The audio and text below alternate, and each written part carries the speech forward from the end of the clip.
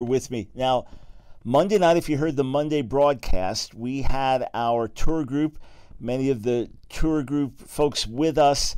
It was 10 to 11 at night and early mornings on the tour, very, very full days. And then we had a preaching meeting after that I did.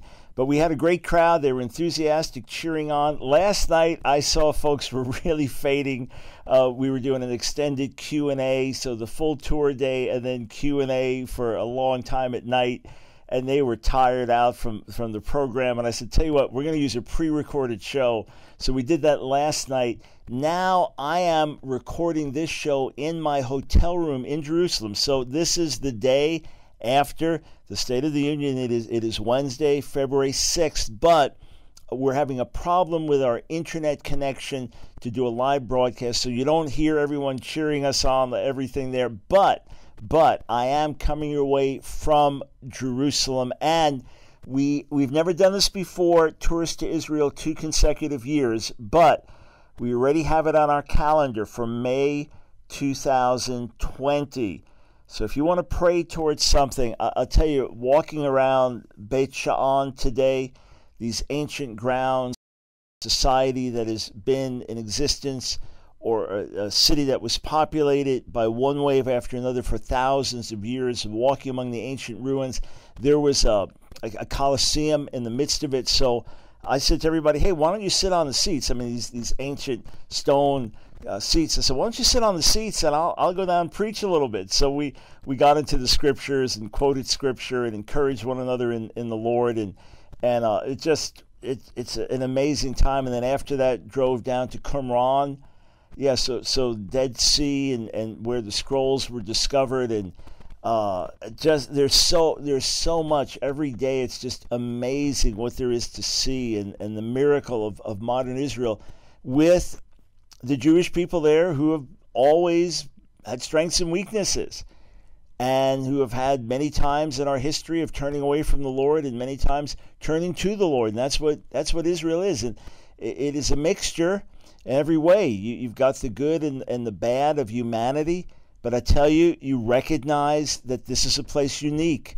The hotel we're in before was on the Sea of Galilee, and I'm going to get to the State of the Union. I've got some very important things to share about that as well, but we're on the Sea of Galilee, and this morning getting up before the bus left at 8:30 in the morning, and I just went outside because the wind was gusting, and I just took a 20-second video and posted it on all of our social media outlets. But you just think, wow, Jesus was on these waters.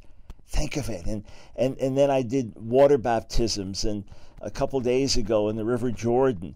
And they said, was Jesus baptized here? I said, well, we don't know, the exact location in the Jordan, but for sure I'm in the same Jordan. It's just, it's remarkable. Something very sacred about it. And look, I'm not one of these people that comes back with, selling you bottles of oil from the Holy Land. I'm not saying it's a sin to do that, but that's not who I am. I'm not into like sacred places, but when you walk the land, you realize, wow, these things literally happened here. Some of our folks just blown away in Capernaum, and there's an ancient synagogue, and just would have been in a place like that Yeshua taught, and sick people were healed, and he had debates with the religious leaders, and mind-boggling. And from this place, and from the obscurity of just someone living in Galilee, to be the most influential Jew who ever lived, Jesus the Messiah, and this movement that's touched billions of people around the world coming from here. And then we were on Mount Carmel, and from there, Mount Carmel, where Elijah called down fire from heaven, and you look down and there's Armageddon. And it's unreal. It's really extraordinary. So if you're able to make it with our group, life-changing experience, one of our grads, I knew he was just on a recent tour some months back, and here he is on the tour again. And I said, how many times have you done these tours to Israel? He goes, 4. And this has been in a few years. I said, really? That's a lot of money. And he said, yeah. I said, why? So I learned by doing things repetitively. And that's how I really get the detail and things sink in. So boy, just very, very special, very, very moving.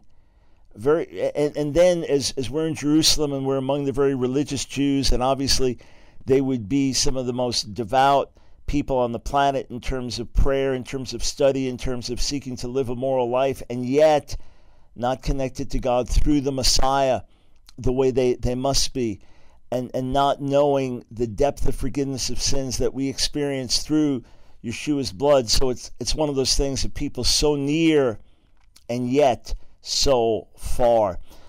All right, the President's State of the Union. I want to concentrate on one thing, and one thing only, namely the President's comments about abortion. Now look, you may be cynical. You may wonder, well, how much does he really mean this? How seriously can we take him? Well, even if he didn't mean a word he said from the heart, even if he was saying it simply to rally his base, the fact is he has consistently held to these positions through his presidency. The thing is, he has acted on these words.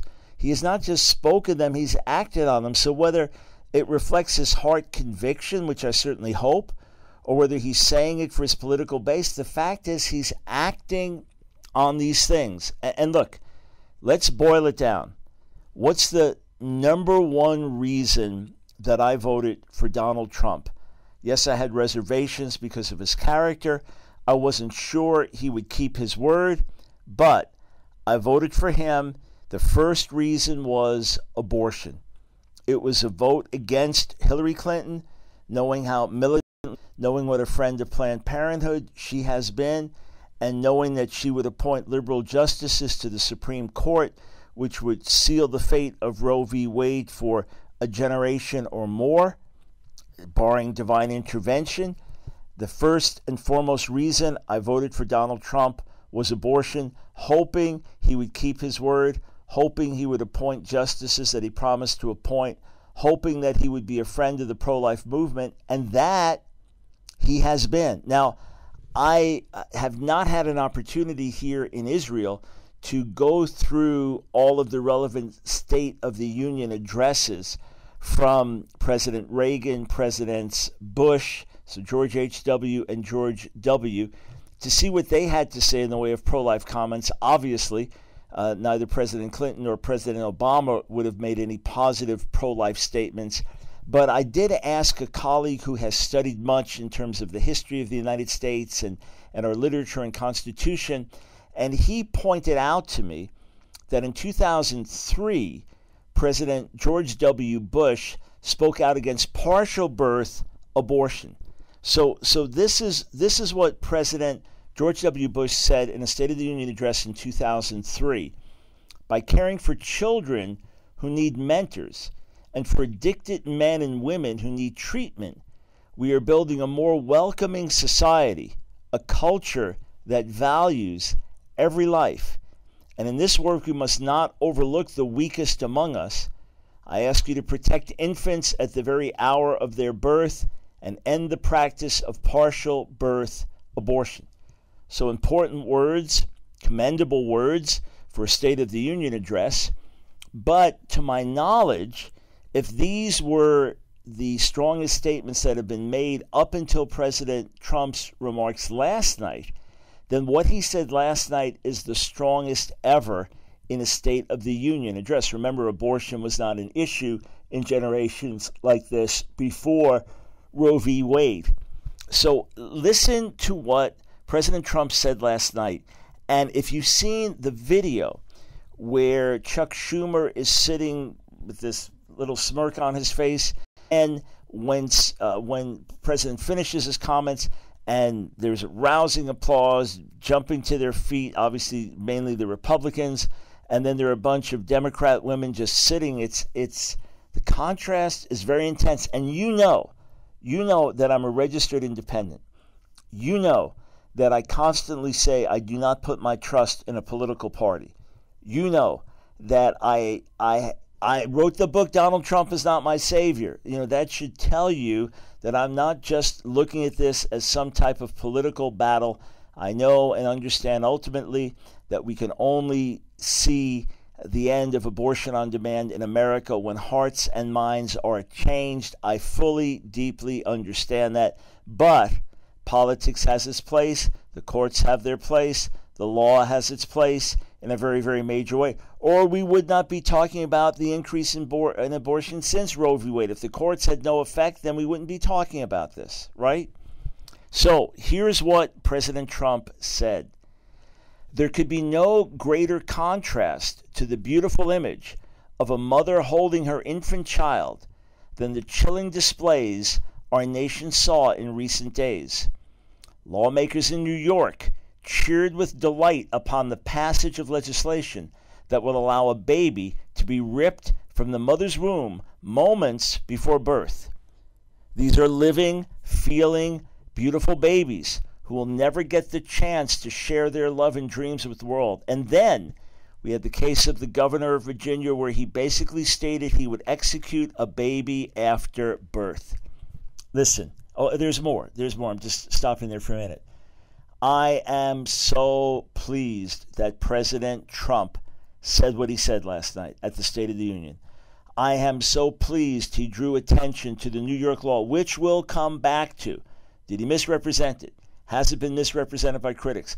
I am so pleased that he called out the state of New York and called out the lawmakers for celebrating a barbarous law, and that he called out the governor of Virginia for what he said. Inexcusable comments basically saying if a baby survives an abortion, well, then you keep the baby safe while the parents decide if they want to kill it or keep it alive. Horrific, inexcusable comments, but the obvious and natural outgrowth when you just let abortion, the spirit of baby killing, continue to go in its natural direction. This is what you end up with. Thank you, President Trump, for calling out these horrific things that have taken place in our country. Thank you, sir.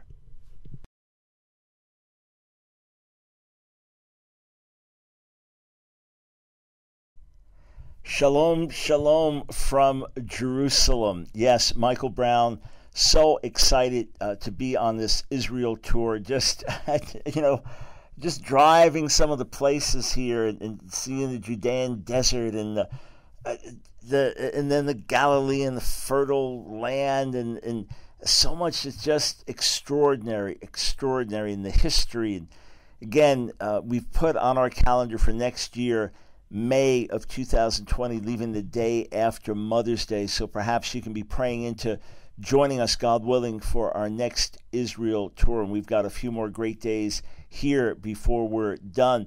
I'm not taking calls, and we don't have our tour group cheering us on and shouting and clapping in the background because of connection issues with internet. So I am coming away from Israel. It is February 6th, the day after the State of the Union address, but this is recorded just a little bit before the show. Hopefully we'll have a live audience again tomorrow. That's always fun when we can do that from Israel. Okay, the President's State of the Union comments, I want to dig into them a little bit more, just focusing on abortion, all right?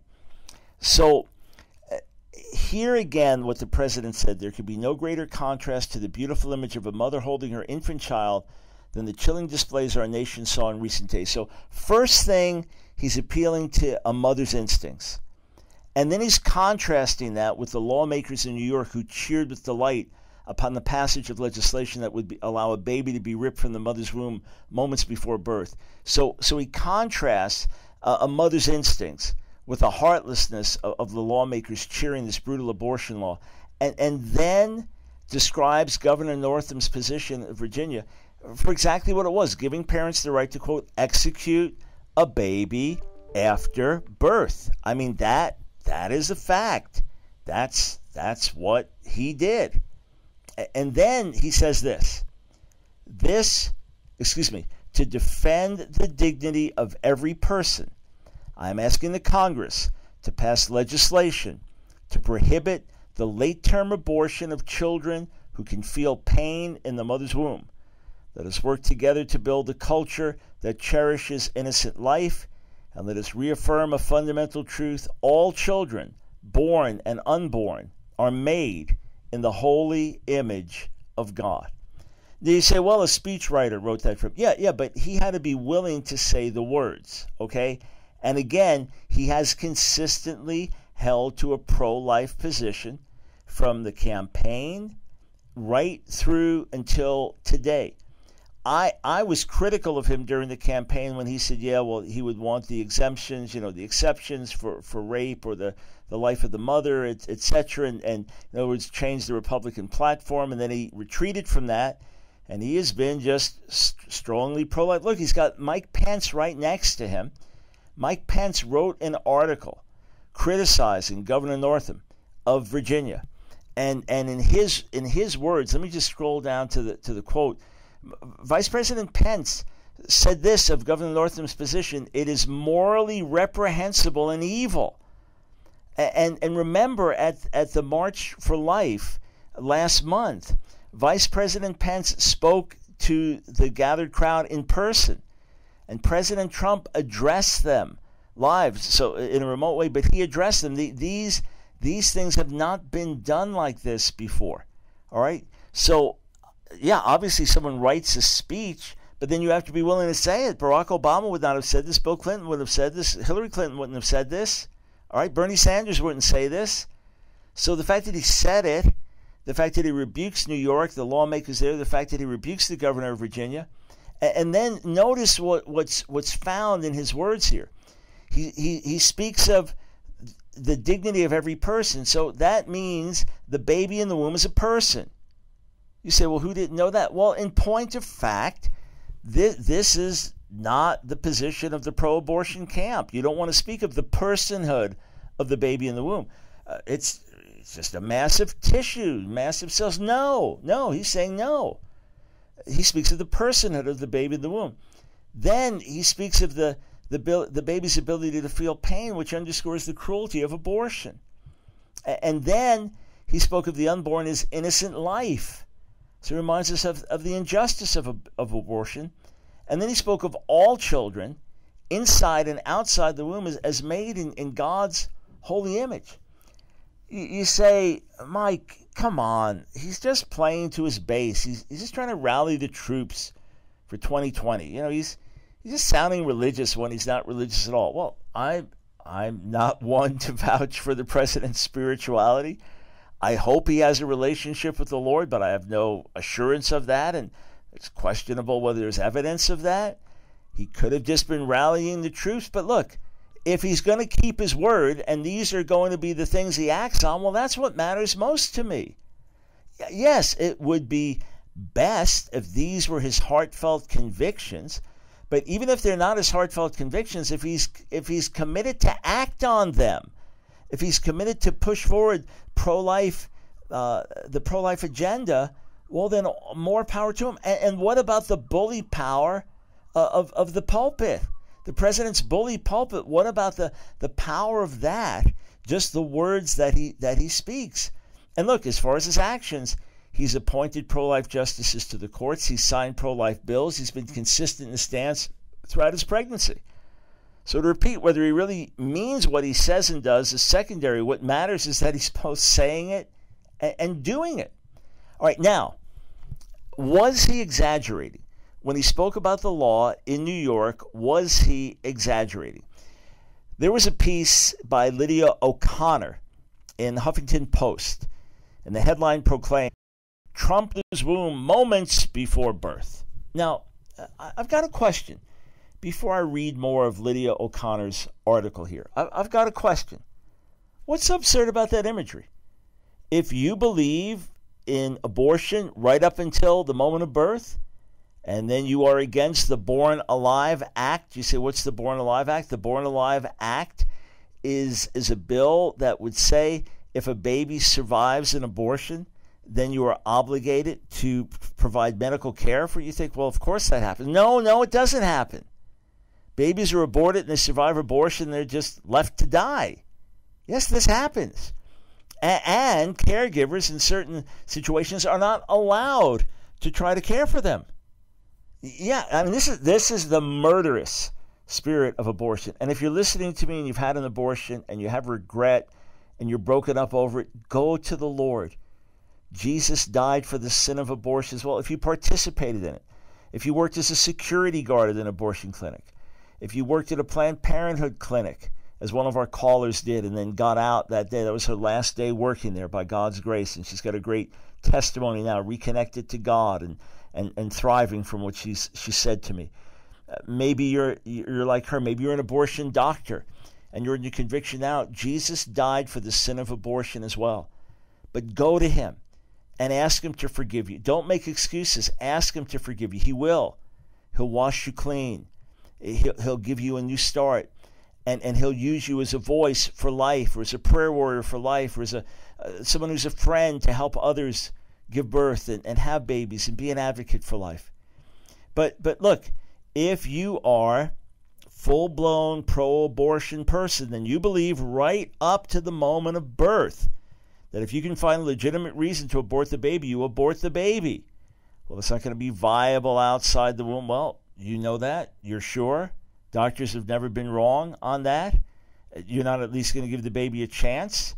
Well, and look, if you are 8.5 months pregnant, 9 months pregnant, about to deliver, and you start to have a mental health breakdown, and you're not going to be capable of having a child, well, deliver the child, and someone will gladly adopt that child. There's the baby can survive outside the womb. There's no legitimate reason to abort it. And you say, well, what about the physical health of the mother? You can always deliver the baby. C-section is something that is not going to negatively affect the physical health of the mother. This thing is a myth that there's a legitimate reason to kill a baby at 8 months and 3 weeks for the health of the mother. Not so. Doctor after doctor will tell you not so. So why, Lydia O'Connor, Huffington Post, why is this an absurd imagery? And what's so crazy about it? The New York law would, quote, allow a baby to be ripped from the mother's womb moments before birth. What's wrong with that? If you're a pro-abortionist, what's wrong with that? Remember, President Obama promised to veto the Born Alive Act. President Clinton opposed it. President Clinton opposed partial birth abortion prohibitions, if I'm correct. Why? Well, this is going to just be another step forward for the pro-life movement. All these bogus reasons are brought. The fact is, it is a murderous spirit. Can't downplay that. So O'Connor dismisses Trump's claims, writing, what the bill does, the New York bill, is expand access to abortion after 24 weeks of pregnancy to women carrying a fetus that cannot live outside the womb. Previously, the procedure was available only to women at that stage of pregnancy if their health was threatened. So, cannot live outside the womb for a day, for a week, for a month, for a year. Based on that, we should just say, well, if the baby's born and is only going to live a week, why let it suffer a week? Terminate it now. It's going to live a month. Why let it just live a month in pain? Terminate it now. I mean, look, this happens in Holland, where babies are euthanized and the elderly are euthanized, and obviously babies without their consent, and babies often without parental knowledge. That the doctor just decides this is the right thing to do. God help the world. God help the world. We'll come back. There is much more to say. Yeah, I'm pumped up. Coming away from Jerusalem, right here on The Line of Fire, your voice of moral, cultural, and spiritual revolution. Greetings from Jerusalem. Michael Brown, so glad to be with you. I am not taking calls today, but I am coming away from Israel. Just don't have the tour group with me as I'm doing this broadcast, talking about the significance in the history of the pro-life movement with President Trump's comments last night at the State of the Union address, rebuking the lawmakers in New York for their celebrating the passage of a brutal bill, abortion bill there. And look, there were lots of articles saying that the abortion laws in New York were outdated and it's so good to have these new laws, even more liberal laws, whereas New York was already the abortion capital of America. New York was already aborting 1 out of every 3 babies, so every 2 born, 1 was aborted. New York City was aborting more black babies than were born, this going back to around 2012. So now, hey, all the more abortion, let it happen. They're celebrating that. Governor Northam of Virginia's inexcusable comments about infanticide. Just extraordinary that we're even having this debate, that these things are even being talked about, friends. And then President Trump calling for a bill to stop all late-term abortions once the baby could feel pain. You say, well, just stop all abortions. Hey, absolutely. You absolutely want to eradicate abortion on demand in America. And as a Down syndrome young man said, watched a great interview with him, he said, I don't want to make abortion illegal. I want to make abortion unthinkable. Yeah, that's the ultimate goal. Absolutely. And yes, that means hearts and minds have to be changed. That means for sure that laws have to be changed, that mindsets have to be changed, that our attitude towards babies, children has to be changed. Absolutely. But you often have to do things incrementally. That's often how change comes, incrementally. So here look, if you have an epidemic of young people getting in car accidents in your city, they're getting high, they're getting drunk, they're breaking the speed limit, they're driving recklessly, they're not wearing seatbelts, etc., etc.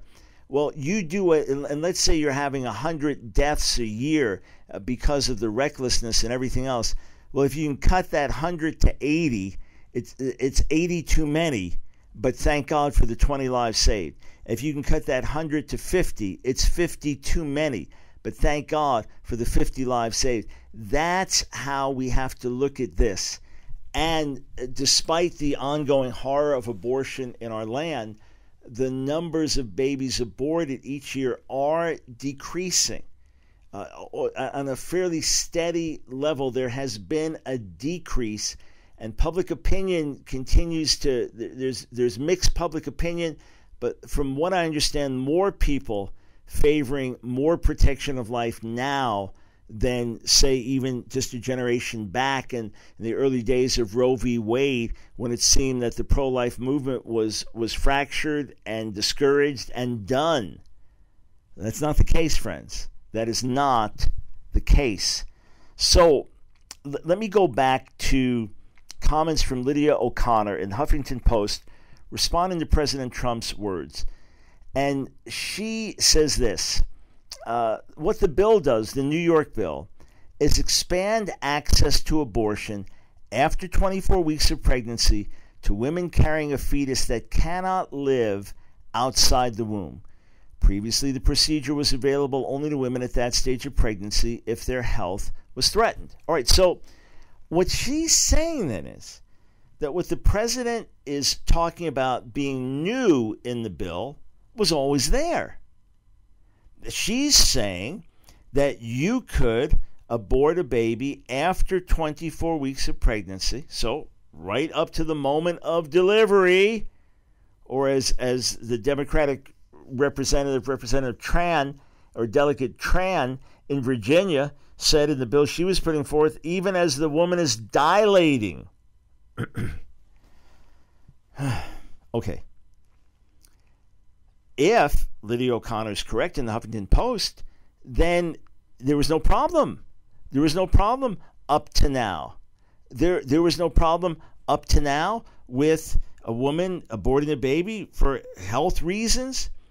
And is noted in my article, Archdiocese of New York, this is a colleague added this for me, pointed out the Supreme Court in Doe versus Bolton defined health as all factors, physical, emotional, psychological, familial, and the woman's age relative to the well-being of the patient.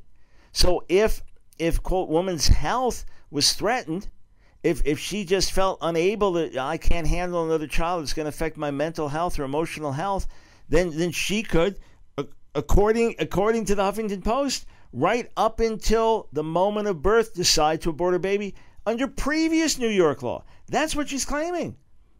So here's a link in the article which notes that under the new law, women can also get an abortion after 24 weeks if their health is threatened or the fetus isn't viable. Well, this seems to be saying something different than the Huffington Post is saying, and this is the very link they provide. The bottom line is that Trump's imagery was absolutely right up to the moment of birth, the baby could be ripped out of the womb.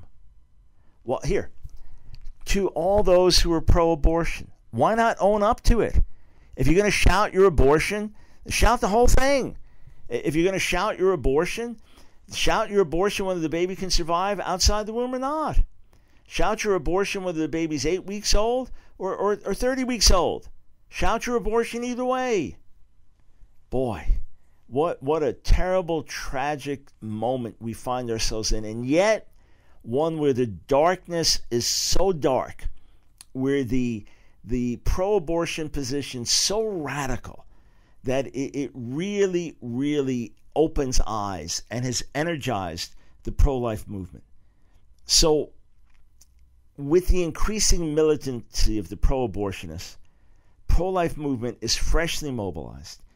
And the roles of President Trump and Vice President Pence have been highly significant as well. So I mentioned Vice President Pence live addressing last month's pro-life rally in person, Donald Trump doing it remotely, Vice President Pence writing a stinging response to Governor Northam's remarks, which he characterized as morally reprehensible and evil, and then the president's State of the Union address, and the tremendous importance of what he said last night.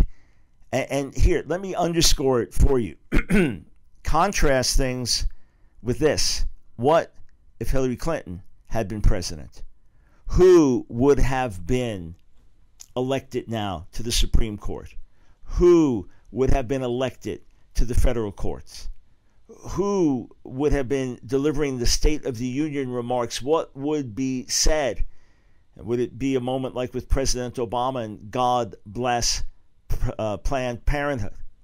Now look, friends, I want to say this again. I do not identify with a political party, meaning I am not registered Republican or Democrat. Yes, I've voted heavily Republican for years now because of the Republican platform, but I still don't put my trust in the Republican Party, and I certainly don't put my trust in President Trump that he's going to change the moral fabric of the country. How could you possibly put your trust in the President of the United States, this president, to change the moral fabric of the society? No. That is only going to come through the gospel. That is only going to come through Christian witness. That is only going to come through us, by God's grace, with his help, changing hearts, changing minds. There's no other way it is going to happen. Simple, simple, simple. Having said that, we must recognize that the Democrat Party has become increasingly militantly pro-abortion, pro-death. Remember President Clinton's dictum that he wanted to see abortion safe, legal, and rare? Those were the words, safe, legal, and rare, or something very close to that. Not shout your abortion, not celebrate your abortion, but sometimes it's necessary and sometimes it's the best thing for a woman. We don't want to see a lot of it, but it should be safe, it should be legal, and obviously without stigma. I mean, we're not talking to some blogger. We're not talking to some 15-year-old kid on YouTube. We're talking to the governor of Virginia. Did he, in fact, give the possibility of infanticide? Those that have refused to comply with the Born Alive Act, and President Obama, again, I remind you, promised to veto it and voted against it as a senator. The fact that we're even debating these things speaks to extraordinary immorality, extraordinary hardness of heart, extraordinary deception. And just as ancient Israel sacrificed babies on the altar to Moloch, sacrificed babies on the altar to Baal, in keeping with ancient Near Eastern practice, just as ancient Israel did that, is that same baby-killing spirit. Friends, I have a book due out in September of this year. We've got a lot coming out this year. I'm just finishing now all the updates and revisions for Our Hands Are Stained with Blood, which came out originally in 92 and scheduled to be printed with it's been continuously in print since 92, but a brand new edition, revised, updated, I think is going to make the book even more powerful than ever. And some of the stuff in the new edition is even more shocking than the stuff in the first edition. But working on that, getting that out in August. But I've got a book due to come out in September about Jezebel's war with America that may be the most intense thing I've ever written. On Mount Carmel, talking about Elijah calling down fire from heaven and Elijah's conflict with Jezebel earlier this week. I talked about that. I gave a little synopsis of what's going to be in that book in the context of Elijah and Jezebel and the battle for America. Friends, suffice it to say, we're in a spiritual battle. Hillary Clinton is not my enemy. The Democrat Party is not my enemy. I'm not looking to the Republicans to bring revival to America. But I'm saying we are in an intense battle that has been going on for decades. It is a battle that could go on for decades to come. But it is our sacred and holy obligation to do what is right, to stand for life, to be advocates for those who cannot speak up. God will hold us accountable. So I, for one, am thrilled that President Trump did what he did. Yes, I regret things he says and does, and I wish in certain ways he'd be a different man. But one of the most fundamental reason for which I voted for President Trump, pro-life, that's who he was last night. That's what he did, and I commend him for it. And those that oppose the pro-life movement, shame on you. May God open your eyes and give you a heart to see. Welcome back to the Line of Fire. Shalom from Jerusalem. Friends, no hype here. I wish I could push a button and have every one of you here with me in Jerusalem now. The last few days of the tour based in Jerusalem and then travel out to some other areas, but so much to see and do in Jerusalem, so much to see and do throughout Israel. Absolutely mind-boggling. And for those of you who say, well, how much do you focus on the Palestinians while here?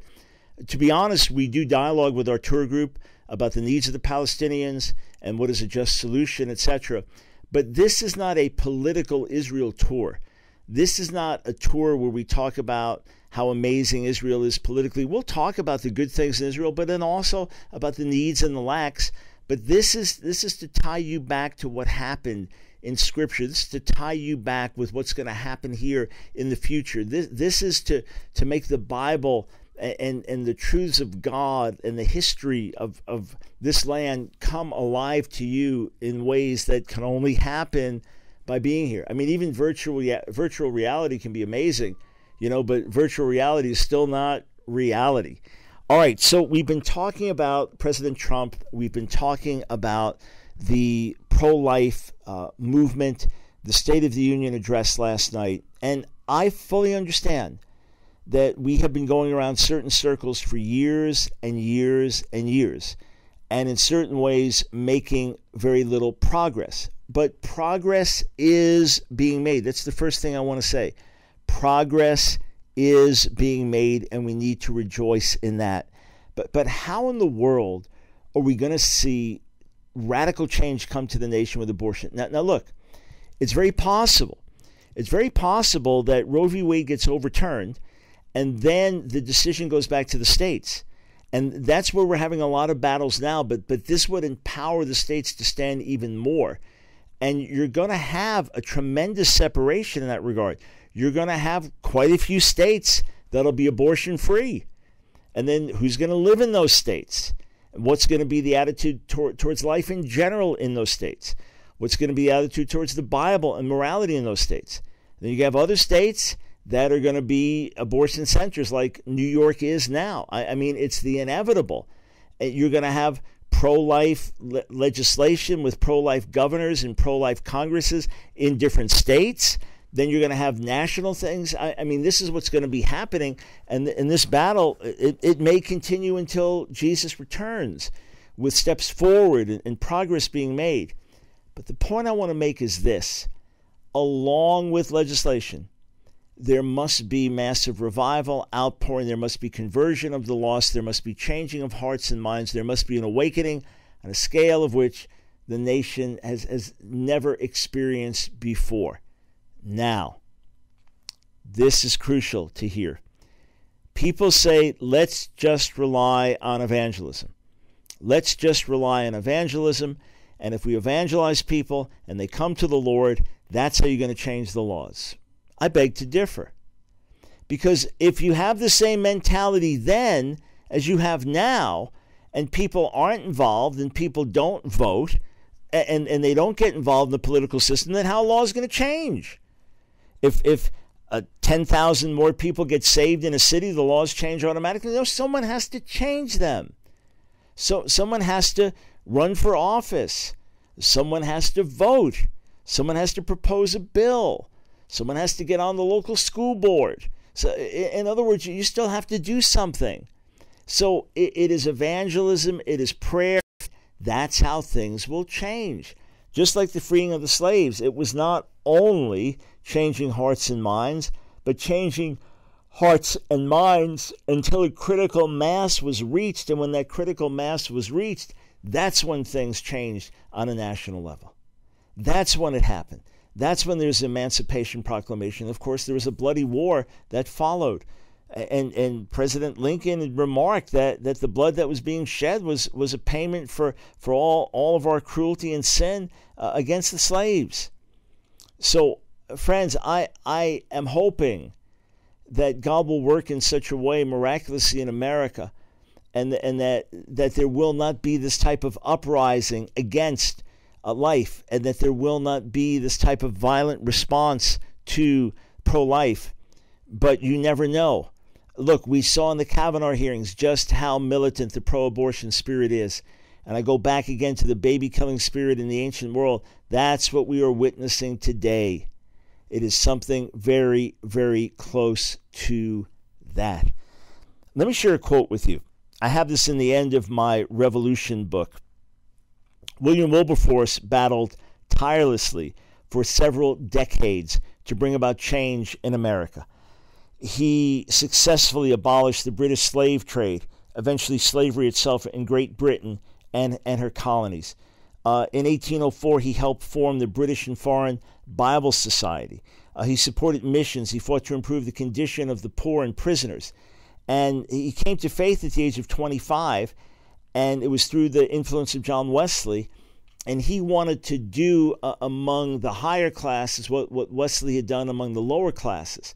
And he formed the Clapham sect, which, quote, sought to do for the upper classes what Wesley had done for the lower classes.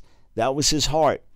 And he labored for years and years, got into Parliament, and one time after another, defeat. I mean, once there were sufficient votes to pass it, but the opposition was, they're able to get everybody to go to some other event, to skip Parliament. Disappointment. Well, finally, they win. Finally, victory comes.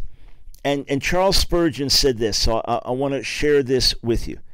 Charles Spurgeon said, "A healthy church kills error and tears in pieces evil." Not so very long ago, our nation tolerated slavery in our colonies. Philanthropists endeavored to destroy slavery, but when was it utterly abolished? So let me pause and comment on what Spurgeon's saying. Yeah, there were people of goodwill and people of good conscience who sought to stop the growth of slavery, who sought to stop the industry of slavery, the evil of slavery, but they weren't successful. Here's what Spurgeon says. When was it utterly abolished? It was when Wilberforce roused the Church of God. And when the Church of God addressed herself to the conflict, then she tore the evil thing to pieces. He said, "I have been amused with what Wilberforce said the day after they passed the Act of Emancipation. He merrily said to a friend when it was all done, "Is there not something else we can abolish?" That was said playfully, but it shows the spirit of the Church of God. She lives in conflict and victory. Her mission is to destroy everything that is bad in the land. No. Not attack people, not hurt people, not destroy people. Spurgeon was a preacher of the gospel, not a military leader. Spurgeon was a preacher of the gospel, not a member of ISIS. Spurgeon preached the cross and the love of God and transformation through Jesus, but he recognized that the gospel attacked the immorality of the age, that the gospel attacked the injustice of the age. Here, go back again to the days of slavery. What do we say of the churches that were pro-slavery? What do we say of the churches that were silent during slavery? What do we say of the churches that supported segregation? We see them as hypocritical. We see them at the very, very, very least as having a severe and ugly blind spot. Of course they should have spoken. Of course they should have acted. Look, we commend those who spoke up and acted in Nazi Germany and the surrounding countries, the so-called righteous Gentiles, the Corrie ten Booms, the people who risked their lives to save Jews. On the one hand, when I think of the fear that the Nazis would instill, it would have been so easy, so incredibly easy for people to just say, "Hey, we're Christian, but we're just going to keep quiet. We're going to pray that God will intervene. But are we going to rescue Jews? Or are we going to risk our lives? Our kids are going to die. Our grandparents are going to die. We're going to suffer in a concentration camp.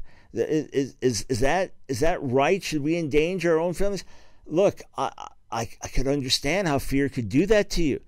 I could understand in the natural why so few would act out of the terror of what would happen to them. But then you see the evil.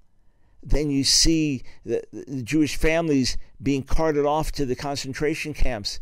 You see little Jewish children starving to death in the ghettos. You see the evil and you think, I have to do something. I have to do something.